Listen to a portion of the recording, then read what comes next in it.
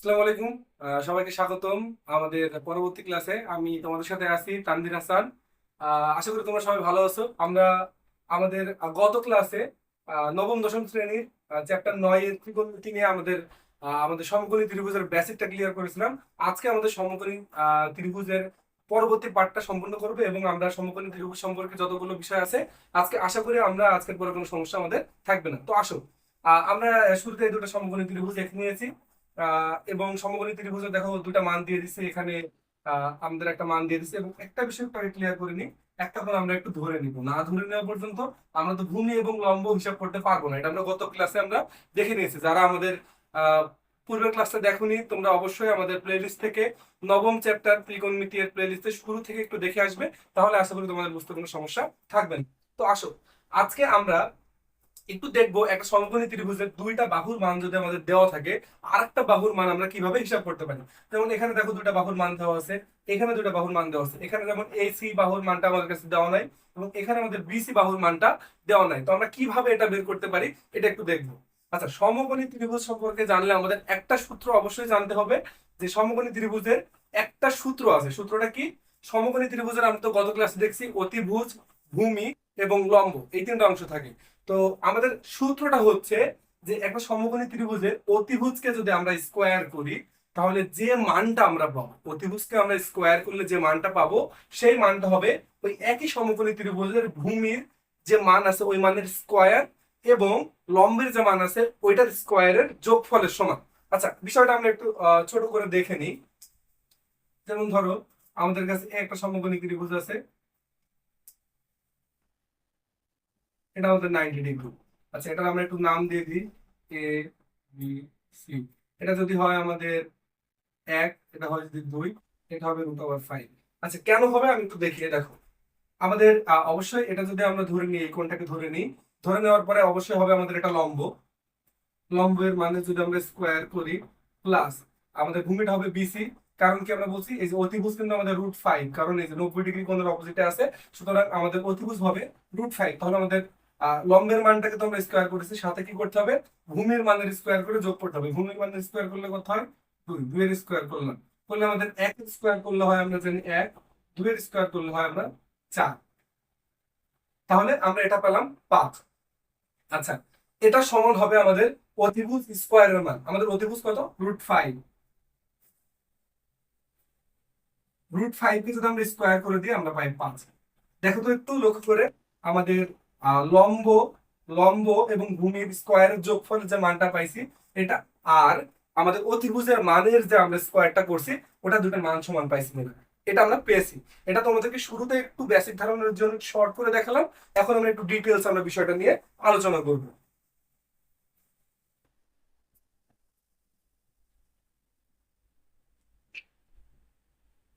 তো আসলে আমরা দেখি আসলে আমাদের এই বিষয়টা কিভাবে কাজ করে। আচ্ছা, যেমন আমরা এখানে একটু একটা বিষয় একটু লক্ষ্য করি, যে আমরা যেহেতু এখান থেকে ধরে নিয়েছি আমাদের সি কোণটাকে ধরে নিয়েছি আমরা হচ্ছে ধরে নেওয়া কোণ, এবং বি কোণটা হচ্ছে আমাদের অতিভুজের কোণটা। সুতরাং আমাদের এটার অপোজিটটা হবে আমাদের অতিভুজ। আচ্ছা, এবং যে কোণটা আমরা ধরে নিয়েছি এটার অপোজিট যে বাহুটা হবে এটা আমাদের লম্ব। আচ্ছা, এবং অতিভুজ এবং লম্ব বা আরেকটা বাহু আছে যেটা, সেটা হবে আমাদের ভূমি। আচ্ছা, এটা আমরা দেখলাম এবং এটার ক্ষেত্রে আমরা দেখে নেব আমাদের 90 ডিগ্রি কোণটা হচ্ছে বি কোণ, এটার অপোজিটটা হচ্ছে আমাদের অতিভুজ। শর্ট করে আমরা একটু লিখলাম অতি। আচ্ছা, যে কোণটা আমরা ধরে নিয়েছি এখানে সি ধরেছি, এখানেও সি ধরেছি, সুতরাং আমাদের এটা হবে আমাদের এই যে সি কোণ যেটা আমরা ধরে নিয়েছি এটার অপোজিট যে বাহুটা আছে এটা হবে আমাদের লম্ব একইভাবে, এবং এটাই হবে আমাদের ভূমি। তাহলে একটা বিষয় খেয়াল করে দেখি, আমাদের প্রথম ম্যাথটাতে আমাদের অতিভুজের মানটা নাই, এটা আমাদেরকে বের করতে হবে।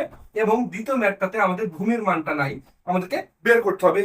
এবং একটা বিষয় লক্ষ্য করলে দেখবে দুইটাই আসলে মূলত একই ত্রিভুজ, একই সমকোণী ত্রিভুজ, যেটা দিয়ে আমরা মানগুলো বের করছি। তো আসলে আমরা শুরু করি। আমাদের সূত্রটা কি ছিল? আমাদের সূত্রটা ছিল যে আসলে অতিভুজকে আমরা একটু ছোট করে লিখছি অতি। অতি স্কোয়ার সমান সমান ভূমি স্কোয়ার যোগ লম্ব স্কোয়ার। আচ্ছা, তাহলে আমরা একটু অতিভুজের মানটা দেখি তো, এখানে অতিভুজের মান কি আছে?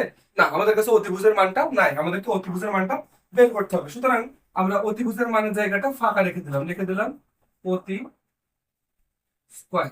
আচ্ছা, আমাদের ভূমির মানটা দেখি তো, ভূমির মান কিন্তু আমরা পাইছি 3, ভূমির মান আমরা পাইছি 3, ভূমির মানের জায়গায় আমরা 3 লিখলাম, স্কয়ার যেটা ছিল সূত্রের ওটা রেখে দিলাম। আচ্ছা, আমাদের লম্বের মানটা দেখি তো, লম্বের মানটা আমরা পেয়েছি 4, তাহলে আমরা লম্বের মানটা বসিয়ে দিই 4, এবং সূত্রের যে স্কয়ারটা ছিল সেটা আমরা বসিয়ে দিলাম। আচ্ছা, পরবর্তী লাইনে আসি আমরা, অতিভুজ স্কয়ার এটার মান তো আমরা নির্ণয় করব, সুতরাং এটা রেখে দিলাম। আমাদের 3 এর স্কয়ার করলে হয় 9, এবং 4 এর স্কয়ার করলে হয় 16। আচ্ছা আচ্ছা, দেখো অতিভুজ স্কয়ারটা আমরা রেখে দিলাম, অতি স্কয়ার। আচ্ছা, এই 9 আর 16 যোগ করলে আমরা পাই 25। দেখো, একটা বিষয় হচ্ছে, আমাদের মান কিন্তু বের করার প্রয়োজন হচ্ছে মূলত অতিভুজের, কিন্তু আমরা এখানে অতিভুজ স্কোয়ারের মান পেয়েছি কত? 25। আমাদের স্কোয়ারের মান দিয়ে কোনো কাজ নাই, আমাদের প্রয়োজন হচ্ছে শুধুমাত্র অতিভুজের মান। এবং আমরা কি জানি যে কোনো কিছুর মান যদি আমরা স্কোয়ারে পাই এবং ওটার যদি আমরা স্কোয়ার ব্যতীত শুধুমাত্র ওইটার মান চাই, তাহলে আমাদেরকে ওটাকে রুট করে দিতে হয়। রুট করে দিলে আমরা ওটার স্কোয়ার বিহীন মূল মানটা পেয়ে যাই। সুতরাং আমরা যদি এই সমীকরণের দুই পাশেই রুট করে দিই, তাহলে আমরা আমাদের শুধুমাত্র অতিভুজের মানটা পেয়ে যাবো। আচ্ছা, আমরা একটু দেখি, এখানে একটু জায়গা শেষ হয়ে গেছে, আমরা একটু এই পাশে অংশ চলে আসবো, তোমরা একটু দেখে নিই। আচ্ছা, তাহলে আমরা দুই পাশে স্কোয়ার রুট করে দিব, রুট, রুট ওভার প্রতি স্কোয়ার লিখে দিলাম, এবং এই পাশের অংশটাকেও কিন্তু আমরা রুট করে দিব 25। তাহলে এই যে আমাদের রুট আর স্কোয়ার কেটে গেল, থাকে শুধুমাত্র অতিভুজ। আচ্ছা, অতিভুজ থাকে, এবং 25কে আমরা রুট ওভার করলে পাই 5। তোমরা ক্যালকুলেট করলে দেখতে পারবে যে 25কে আমরা যদি রুট করি আমরা তাহলে মান পাই 5। দেখো, তাহলে আমাদের এই সমীকরণে আমরা অতিভুজের মান পেয়ে গেলাম 5। সুতরাং এই ত্রিভুজটা আমরা সূত্রের মাধ্যমে বের করে ফেললাম যে আমাদের অতিভুজের মানটা দাঁড়াবে মূলত হচ্ছে 5। আশা করি তোমরা এটা বুঝতে পেরেছো। আসো এখন আমরা এই পাশের গণিতটা শেষ করি। তো আসো, আমরা আমাদের এই পাশের যে ম্যাথটা ছিল ওটা এখানে একটু উঠিয়ে নিয়েছি আমরা। দেখো, এখন আমরা এখানে বের করব ভূমির মান। আগের বার আমরা বের করেছিলাম অতিভুজের মান, এখন আমরা বের করব ভূমির মান। দেখো, আমাদের এখানে অতিভুজের মান কি দেওয়া আছে? অতিভুজের মান দেওয়া আছে 5, আমরা দিয়ে দিলাম 5 এর স্কয়ার। আচ্ছা, ভূমির মান দেওয়া আছে কত? ভূমির মান দেওয়া নেই, তাহলে আমরা ভূমির মানটা শুধু ভূমিই লিখে রাখলাম, স্কয়ার সূত্রের, প্লাস লম্বের মানটা আমাদের কাছে আছে 4, তাহলে 4 লিখে দিলাম, এবং সূত্রের স্কয়ারটা আমরা বসিয়ে দিলাম। দেখো, 5 এর স্কয়ার করলে হয় আমাদের 25, ভূমির স্কয়ার যেটা ছিল সেটা আমরা ওইভাবেই রেখে দিলাম, ভূমি স্কয়ার। আর 4 এর স্কয়ার করলে হয় আমাদের 16। আচ্ছা, এখন আমরা দেখো, আমরা কি জানি সমীকরণে যদি এমন একটা অংশ আছে যে আমাদের একটা অংশে শুধুমাত্র সংখ্যা চলে আসছে এবং অপর অংশে সবগুলো আমাদের এক্স ওয়াই জেড বা এই ধরনের কোনো মান চলে আসছে, তাহলে আমরা সংখ্যাগুলো সব এক পাশে নিয়ে আসি এবং বাকি অংশগুলো অন্য পাশে নিয়ে আসি। একইভাবে আমাদের এই সংখ্যাগুলো সব আমরা একই পাশে নিয়ে আসবো, এবং এই মানগুলো বা আসলে যে অজানা মানগুলো সেগুলো এক পাশে রাখবো। দেখো, আমরা কি জানি সমীকরণে যদি আমরা দিক পরিবর্তন করি, সমান সমানের এ পাশ থেকে এ পাশে অথবা এ পাশ থেকে এ পাশে আসি, তাহলে আমাদের কাছে যোগ থাকলে সেটা হয়ে যায় বিয়োগ, বিয়োগ থাকলে হয়ে যায় সেটা যোগ, এবং যদি গুণ থাকে তাহলে হয়ে যায় ভাগ, ভাগ থাকলে হয়ে যায় গুণ। তো আমাদের কাছে এই মানটা আছে এখন আমাদের কাছে প্লাসে বা যোগে আছে, যেটাকে আমরা এই পাশে যখন নিয়ে আসবো তখন হয়ে যাবে আমাদের বিয়োগ। তাহলে 25 থেকে 16 হয়ে যাবে মাইনাস। আচ্ছা, ভূমি স্কয়ার যেটা ছিল ওটা আমরা এখানে রেখে দিলাম। তাহলে আমরা 25 থেকে 16 বিয়োগ করলে পাচ্ছি হচ্ছে 9 বা 9। আচ্ছা, এটার পরবর্তী অংশটা আমরা একটু এখান থেকে শুরু করি। এখন দেখো, আমরা কিন্তু এখানে মূলত পেয়েছি ভূমির স্কয়ার, কিন্তু আমাদের মান প্রয়োজন ছিল মূলত ভূমির। আমরা গত ম্যাথটা থেকে দেখছি কোনো কিছুর মান যদি আমাদের স্কয়ারে থাকে এবং সেটাকে যদি স্কয়ার বিহীন মানটা আমরা নির্ণয় করতে চাই, অবশ্যই দুই পাশে আমাদেরকে বর্গমূল বা রুট করে দিতে হবে। সুতরাং আমরা এই সমীকরণের দুই পাশেই রুট করব। এখন কথা হচ্ছে দুই পাশে কেন করব? আমরা সবাই জানি সমীকরণের যে কোনো কাজ আমরা যদি স্কয়ার করি বা রুট করি বা গুণ করি, তাহলে দুই পাশেই একইভাবে করতে হয়। সুতরাং আমরা দুই পাশে এখন রুট করে দিব। তাহলে আমাদের 9 এর রুট করব √9, আর রুট আবার ভূমির স্কয়ার। এখান থেকে দেখেন এই স্কয়ার আর রুট কেটে যায়, আর 9 রুট করলে হয় 3, তাহলে আমরা ভূমির মান পেয়ে গেলাম হচ্ছে মূলত 3। তাহলে আমাদের এই ভূমির মানটা দাঁড়াবে হচ্ছে 3। তাহলে আমরা দেখতে পাচ্ছি যে আসলে আমাদের এই যে সূত্রটা অতিভুজ স্কয়ার সমান সমান ভূমি স্কয়ার যোগ লম্ব স্কয়ার, এই একটা সূত্র ব্যবহার করে আমাদের যদি এক সমকোণী ত্রিভুজের যে কোনো দুইটা বাহুর মান দেওয়া থাকে, যেমন ধরেন এখানে লম্ব আর অতিভুজ দেওয়া আছে, যদি এমন হয়তো লম্ব আর ভূমি দেওয়া আছে, অতিভুজ বের করতে হবে, আমরা পূর্ববর্তী গণিতে দেখে ফেলছি। আবার যদি এমন থাকে যে অতিভুজ আর ভূমির মান দেওয়া আছে, একইভাবে লম্বের মানও বের করতে পারবো। সুতরাং যে কোনো দুইটা মান দেওয়া থাকলে অপর মানটা আমরা খুবই সহজেই বের করে ফেলতে পারবো। সো আশা করি তোমরা আমাদের আজকের ক্লাস থেকে একটা সমকোণী ত্রিভুজের অপর বাহুগুলোর মান বের করা, অথবা একটা সমকোণী ত্রিভুজের ভূমি, অতিভুজ, লম্ব এগুলো চেনা, বা কোণ ধরে নেওয়ার বিষয়গুলো, বা একটা সমকোণী ত্রিভুজ সম্পর্কে সার্বিক যতগুলো বিষয় আছে তোমরা খুব সুন্দরভাবে বুঝে গিয়েছো। আহ এ ব্যতীত যদি তোমাদের কারোর কোনো সমস্যা থেকে থাকে, অবশ্যই তোমরা আমাদের হোয়াটসঅ্যাপ নাম্বারে যোগাযোগ করতে পারো। এবং আরো ভালো হয় যদি তোমরা আমাদেরকে ফেসবুক বা ইউটিউব যেখান থেকে এটা দেখছো সেখানে যদি আমাদেরকে একটু কমেন্ট করতে পারো, আশা করি আমরা খুব দ্রুত সময়ের ভিতরে তোমাকে এটা সমাধান দেওয়ার চেষ্টা করবো।